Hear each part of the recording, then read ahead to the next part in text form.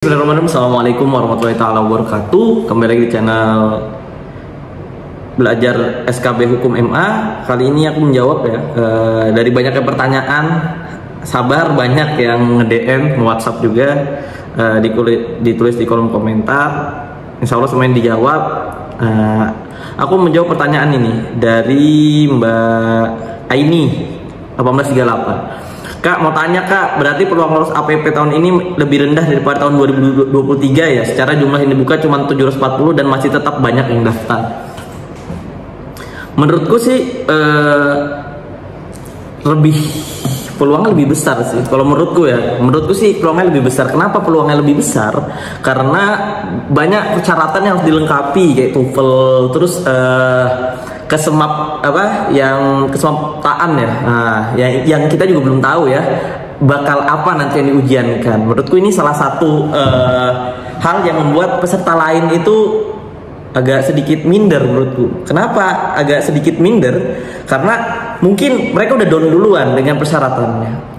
Kalau kemarin itu kan persyaratannya mudah, terus ujiannya juga CAT SKD, CAT SKB, yaitu semua orang terbuka lah. Tapi kalau misalkan mereka yang nanti harus ada TOEFL, ada wawancara, ada kesemaptaan gitu kan, berarti kan memang mereka yang siap untuk diuji, baik wawancara, siap diuji untuk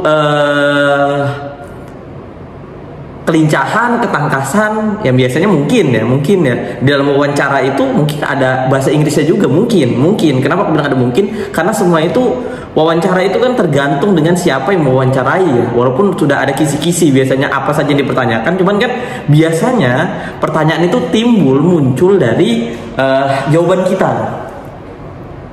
Ketika hakimnya itu atau penguji itu memang dia lulusan luar negeri, pasti pertama kali biasanya dia bisa nggak kamu bahasa Inggris. Nah itu kemungkinan besar. Jadi apakah wawancaranya ada bahasa Inggris apa enggak ya, mungkin aja ada bahasa Inggris, cuman memang nggak disebutkan bahasa Inggris ya, kemungkinan tentang substansi hukum ya, terkait analisis perkara peradilan. Yang kedua,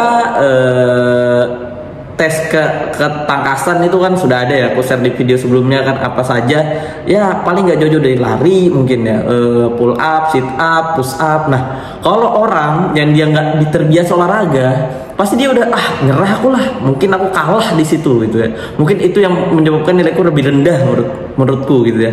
Pasti mereka udah down duluan. Jadi kalau kita ngelihat yang kemarin kalau nggak salah 84.000, mungkin menurutku tahun ini ya nggak nyampe 84.000 menurutku nggak nyampe 84.000. Kenapa? Karena mereka sudah terseleksi dari yang nggak punya TOEFL, dari yang dia nggak siap untuk kayaknya aku bakal kalah sih di tes kesehatan jasmani, karena mereka mungkin hobinya makan, tidur, mager gitu kan, nggak pernah olahraga. Jadi mereka juga malas untuk daftar di Mahkamah Agung menurutku sih. Tapi ya mungkin tetap banyak ya, cuman mungkin saingannya nggak sebanyak yang tahun 2023. Contohnya kayak di tahun 2021 gara-gara ada TOEFL agak lebih sedikit kan.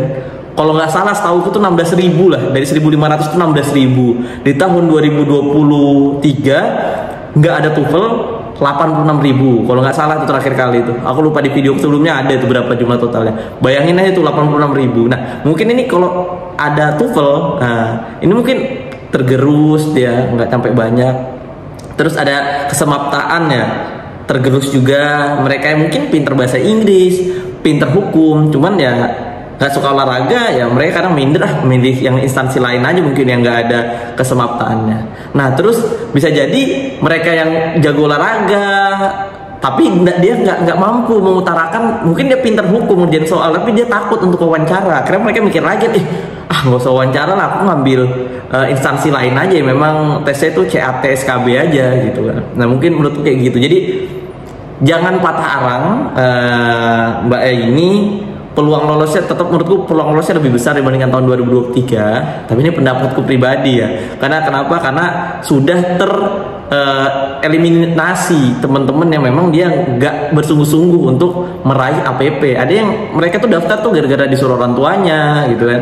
Ada yang daftar ikut-ikut temen ya, mungkin itu akan tergerus dengan susah nih, persyaratannya terlalu banyak. Nah disitulah peluang kita. Kalau aku di posisi Mbak ini, aku pasti ngambil tetap. Kenapa? Karena dari mulai persyaratan yang banyak, pasti orang-orang yang mager itu males dia menuhin gitu kan.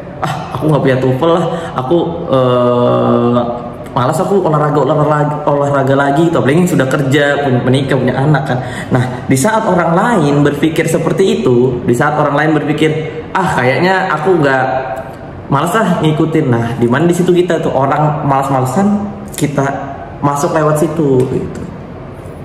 Jadi menurutku Mbak Aini, bagaimana peluang lolosnya? Semuanya itu tetap susah karena peluang lolosnya tetap kecil, karena ya namanya CPNS kan, berjuta-juta masyarakat menginginkan gitu kan, fresh graduate apalagi. Cuman ya menurutku mereka sudah beberapa tereliminasi karena persyaratan TOEFL, ngelihat kesamaptaan dan ngelihat dikit nih cuma 740.000. Nah, di saat orang lain berpikir seperti itu, teman-teman jangan berpikir seperti itu. Gimana?